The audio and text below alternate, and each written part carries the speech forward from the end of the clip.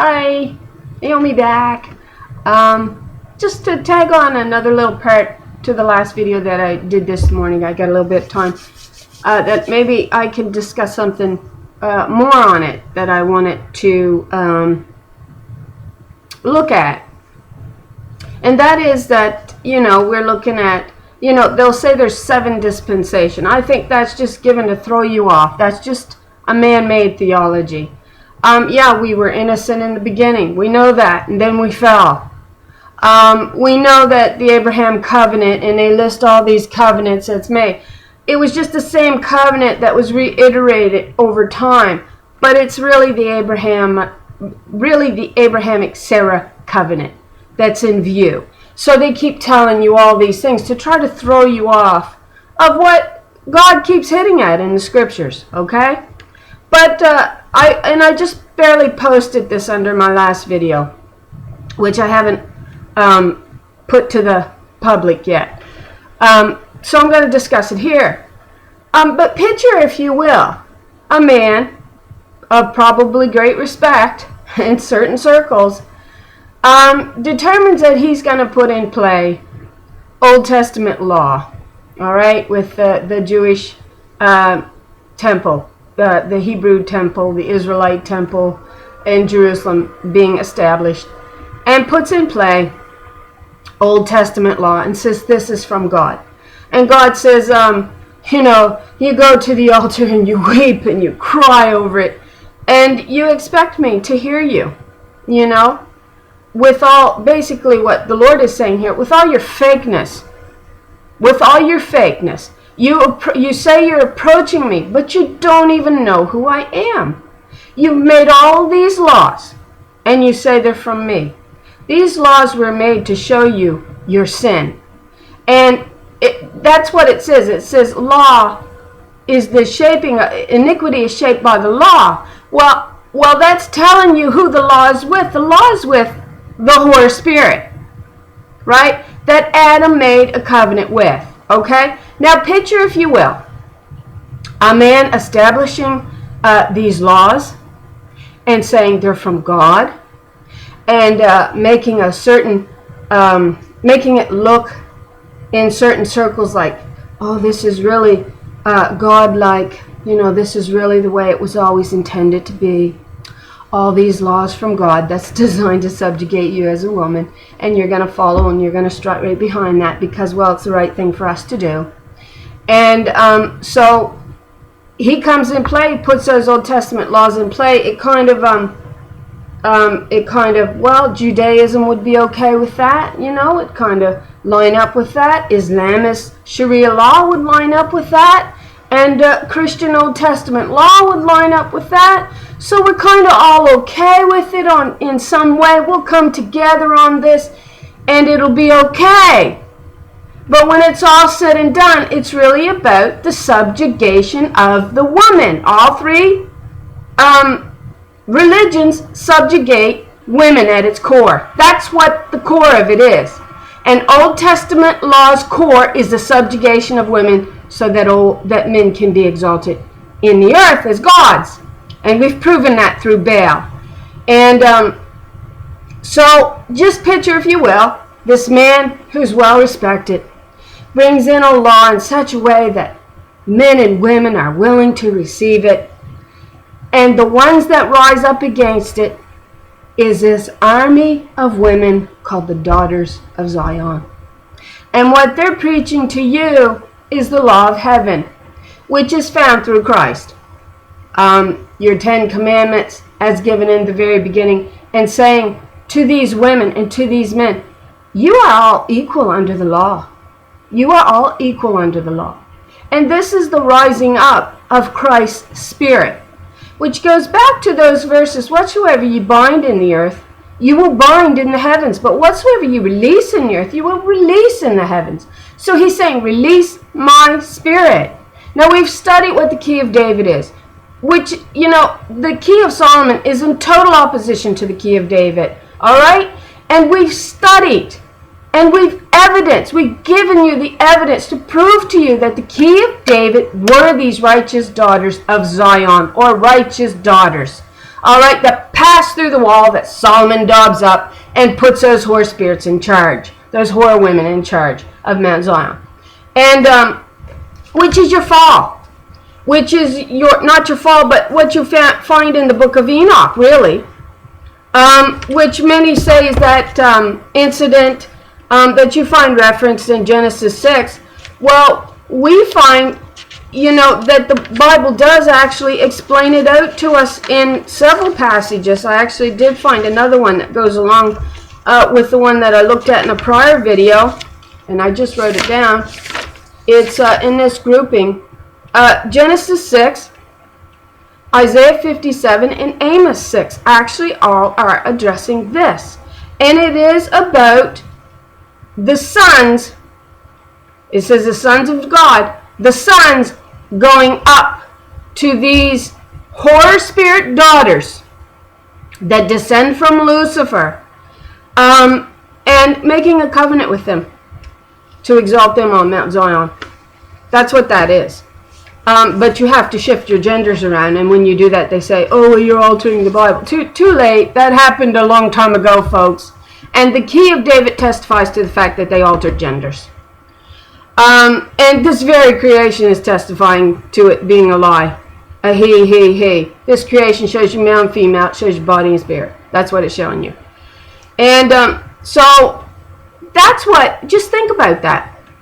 Just think about if a man comes on scene or men comes on scene, they implement Old Testament law, and the ones that rise up in opposition to this Old Testament law is the daughters of Zion, this army of daughters that eventually is going to be known as the daughters of Zion. If they're not now, they're going to be. And they're the ones that rise up in opposition. Well, whose side are you going to take? Especially if they're making it look like those Old Testament laws really are from God, Who are you going to believe? Who are you going to follow? Especially when you've been told under Old Testament laws, which just so happens carries through on grace as well, that women aren't allowed to speak out, women aren't allowed to voice, women are under men. Who are you going to believe? Are you going to believe the Spirit of Christ manifested in the earth, or are you going to believe the whore spirit that's fronted by the Antichrist? Which one are you going to believe? Which one? And that's the attack that's coming on us. And we need to understand that. We really do. So what was the other thing I was going to talk about? I had something else I wanted to just mention. Oh yeah, in the last video, I said there was a verse in the Bible, and this was the verse that I was referring to. Isaiah 43:28. So I disgraced the dignitaries of your temple. I consigned, it says Jacob. I don't think it should actually be Jacob. I think it should be Judah, or you could even put Adam in there. To destruction, and Israel, which is Eve, or the feminine, to scorn. Alright? And that's your he-goat and your she-goat too. Alright? We talked about that. Your he-goat is assigned to destruction. That's death. Or Judah, you could say. Adam, fallen there. And Israel, which is Eve, to scorn, to the blame of it all. We get to carry the blame of it. And we're talking specifically here, righteous daughters. The whore daughters do not carry this blame. We do. We carry the blame for it all. Oh, she's to blame for it all. Okay. And the other one I wanted to say is Isaiah 34, verse 5. She says this, for my sword is satiated in heaven.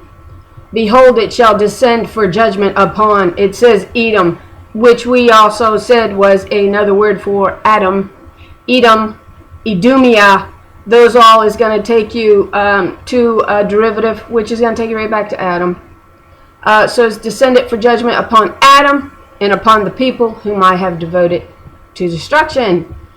This is pretty cool, huh? What we're learning. And but if you follow current theology, they're going to tell you it's not this, it's not that. But if you rely on the Spirit, she's going to show you the truth of it all. I don't care what anybody says. You have to count on the Spirit to show it to you.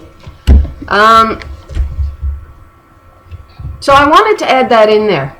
because it's totally different when you talk it out.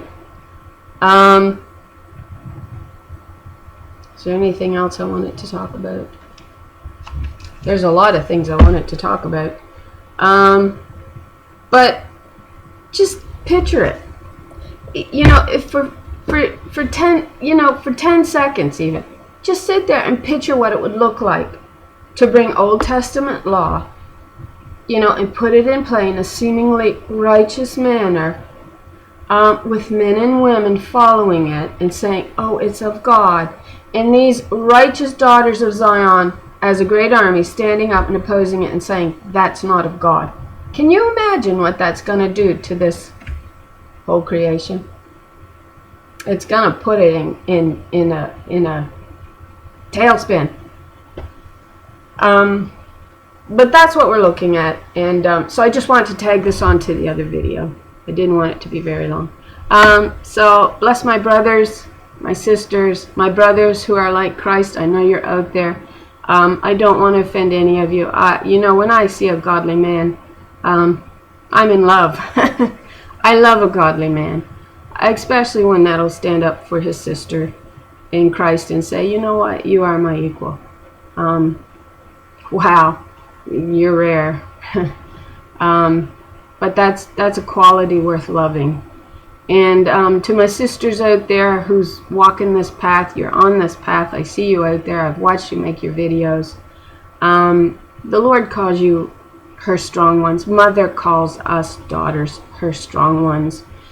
You know, it's not easy to deviate from this path of current theology that's being taught to the world.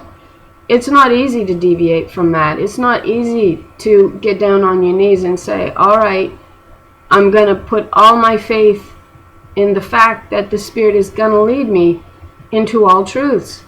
And I'm not going to pick up commentary, and I'm not going to say, well, it means this, when the Spirit is leading me in this path to show me that it doesn't mean that. It means this. And for me, that means standing and surrounding this precious gift that my Christ died on the cross for. He is my King. He is my Adam. He's my brother. He's my beloved. He's my love. And I know most won't believe this, but that's what led me on this path, is the belief that my Savior was so much more than what they were telling me he was. He did not come to suppress his sisters. He did not. He came to show you the love of heaven, and he showed it. He showed it in every which way, and none of it was about suppression. It was about taking yokes off. It was about liberty. It was about freedom. It was about love. And no, I'm not from, yeah, I am from the 60s, but I'm not from the 60s.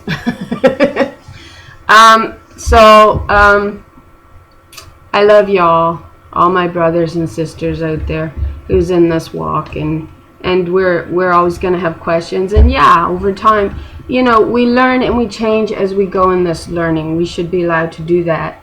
And the Spirit has certainly been teaching me things that I never thought I'd know. I mean, I had these thoughts in my 20s and 30s and 40s, and you have these thoughts, and you go, well, where's everything leading? And then to have the Spirit lay it out for you and show it to you in such an incredible and amazing way, you just feel so privileged to be a part of that, you know. And I had debated on sharing a couple of dreams with you, because you know, really in my spirit I believe that they took place in the second heaven. And the reason why I'm going to share these two is because I read a comment written by a lady under another video that I just watched, and she said the word titanium. And in one of my dreams, titanium was mentioned. And so for when I read that, it just really clicked with me that there really is something major going on in the Spirit. And so you can call me crazy, but I'm just going to share, well, at least this one anyway. in my dream, I was in a city. In this city, as I looked around, the sky rise, and I don't live in the city. I hate the city. Forgive me for saying that. I hate the city. I live in the country. I was raised in the country my whole life. And so that's the life that I know. And it's a good life. And for me, anyway. But I was in the city in this dream. The city was in shambles. The sky rises had suffered, severe damage. And I was in one of these sky rises. And I was in battle against a woman and a man. And it was like an office where I was at the top of this sky rise. And there was like papers, and there had been desks that had been pushed to the corners. And I was battling this man and this woman. Now, they're both actors in Hollywood. And he had a suit on that was disheveled. His tie was disheveled. He had a white shirt on. Maybe he didn't even have the tie. I can't remember. It's been a while since I had the dream. And he was bald-headed. He's a bald-headed actor. He's a well-known actor. He's a good actor. I like him. But not in this dream. I was battling him. He was the enemy. And the woman is a very well-known actress. She, from years ago, she was in a series, in a show. And she was dancing around him. She was kind of like cackling as she danced around him in a circle. And she had a shotgun. And I managed to somehow get the shotgun away from her. And myself, I remember I was like in a denim jacket. I love denim coats. I love denim pants and jeans and that whole look. But that's what I was in. I was in an old denim jacket and just really dressed down. And but she had been dancing around him, and I got the shotgun from her and I shot her with it. But it didn't kill her. All it did is disabled her, and there was no blood flowing from her or anything like that. What it did do was just simply disable her in this battle. She was not allowed to fight back after I shot her with the shotgun. So he didn't take the shotgun from her, and I didn't have the shotgun either. I just know that I shot her with the shotgun. And so she started dancing around him, kind of egging him on. Go get her, go get her, go get her. Well, the next thing I knew is I had a baseball bat in my hand. And I took a good whack at him with the bat, several good whacks at him with it was a metal bat, baseball bat. And he went down. And I beat on him and beat on him, his head. I beat on his head and beat on him and beat on him. I remember I was exhausted in the dream. That's how much beating around the head I did. And finally, when I thought I'd done enough beating, I stepped back. And he stood up. And he straightens his disheveled clothing out. And he taps his head and he looks at me and he says, titanium. And that was it. That was the whole dream. That was the whole dream right there. And I thought, titanium? What does that mean? But I read this comment under another video, and she said this guy, who was a super soldier apparently, admitted to her that he'd had titanium implants put in his arms. Well, that just blew me away, because I've never read another comment that mentioned titanium. And yet in my dreams, this bald-headed guy, after I beat on him and beat on him and beat on him with everything I was worth, he gets up and he taps his head and he looks at me and he says, titanium. So what, was he a super soldier? Is that what I was battling in my dream, a super soldier? And I believe it was somewhere in the second heaven, possibly, that this was taking place. So the other dream was a very recent one. I just had it this past summer. Okay, so I am going to share it. But I worked in a kitchen. And I was sitting there peeling potatoes. That was my job, to peel potatoes. I was mainly a potato peeler, I believe, in this dream. And my duty was to keep the kitchen clean and to peel potatoes. That's what my job was in this dream.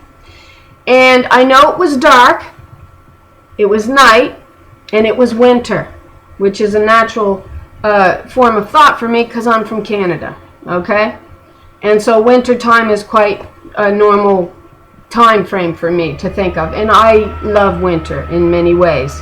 You know, being raised in the winter, you can't help but love those winter nights with, you know, the full moon casting on the snow. It's beautiful. There's nothing more beautiful than that. So, but I knew that that was the time that it was in. And again, I was in a real big, it was a well-lit building. It was a big building. It has the idea of being a skyrise, but I was on the ground floor. And this was my job. And a woman come into me, and she was the one that I come to understand was the cleaner of the office that was just off from the kitchen. She cleaned. That was her job. She kept the offices and the bathrooms clean, I guess. And she come up to me, and she was kind of excited, and she said, I guess they're rounding up. How did she say it now? I had it wrote down in a book. I didn't bring the book with me. But she said they're rounding up those who aren't of us. And when she said that, I knew she meant the lizard people. I know it sounds crazy, but I knew she meant lizard people. And yet, when I woke up in the morning, I thought, oh man, that must have been wrong. She must have meant the serpent people. But yet, that's what was in my dream, lizard people. Those who are not lizard people, they're rounding them up right now. That's what she said in my dream. And then she walked off from a connecting hallway that led into the boss's office, which was just off of the kitchen. Which the kitchen was just off of, sorry. And so I thought, okay, time for me to get out of here, because I was not a lizard person. And I had it in my mind that they could just come right on the spot, give you a quick blood test, and they could determine whether you were one of these lizard people or not. So I knew immediately, I went into like a protocol that I knew I had to leave. You know, just like this is what I'd been trained for. So the first thing I did is I took paring knives that I had been peeling the potatoes with, and I put one on each.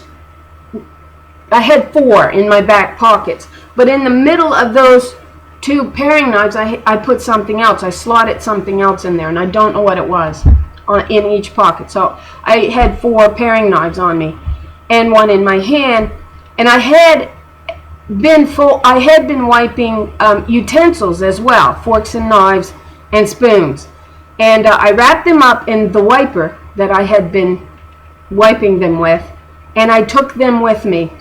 And because it was cold outside, I had to have a good pair of boots, and I had to have a good coat, especially if I was leaving. And so, ironically, when I left the kitchen, there's this little short hallway that led into the boss's office. And then off from that hallway, you could take this doorway, and it would lead you into another little room, where if you went this way, there was a bathroom, and there was a closet holding all these coats. But as I walked down the hallway, all the winter boots were lined up there, and I grabbed a pair of green khaki colored boots that zipped up the side, and they were a really nice quality pair, and I knew that they were the boss's boots that I was taking.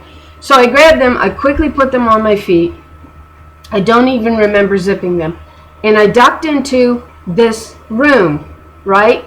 But this room also led into the office. So you go down the hall, there was the office, but you could go into this little room off from this hall that also would lead you into the office. So I don't know if I'm explaining that very well.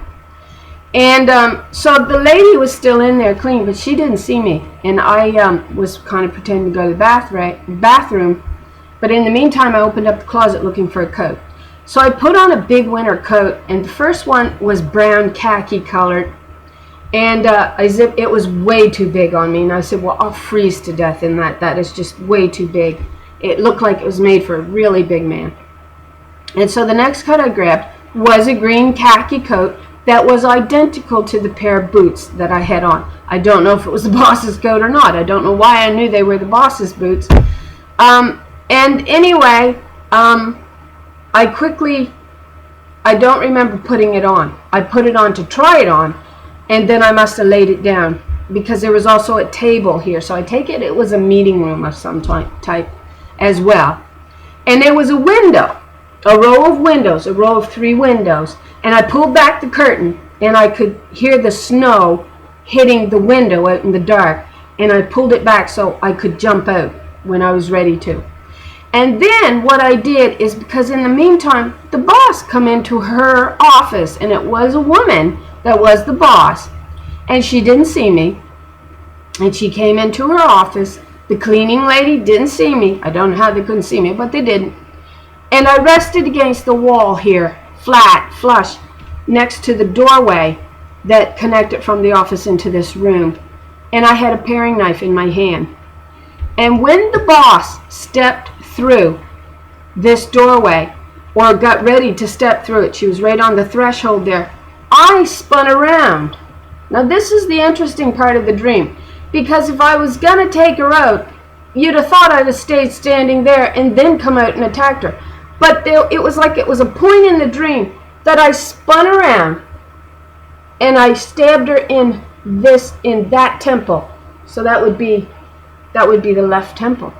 I stabbed her through the left temple with the paring knife. I didn't stab her through this one, stand there and just stab her as she come through so she couldn't see me.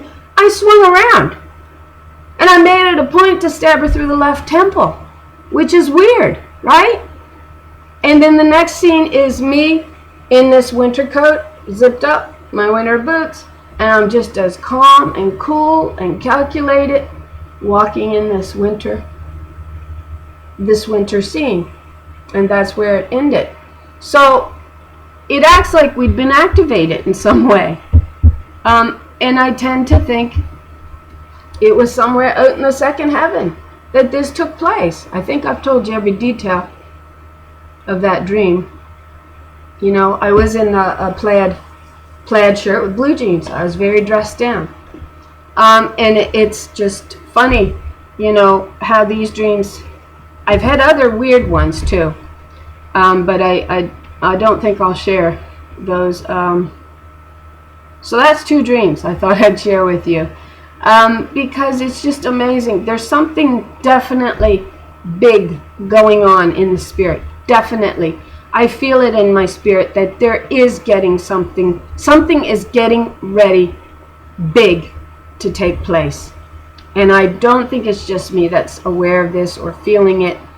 I think there's many of us that's aware on a spiritual level that something is getting ready to take place.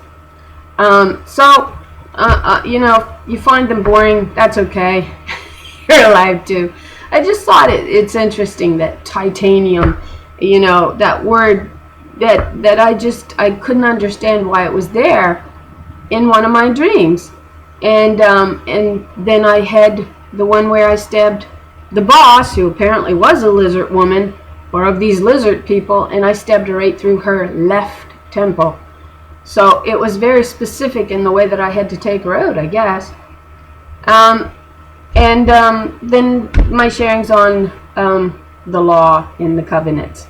So thanks for watching my video. I love my brothers and my sisters out there.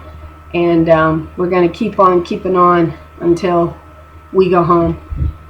And so I hope you all have a blessed day.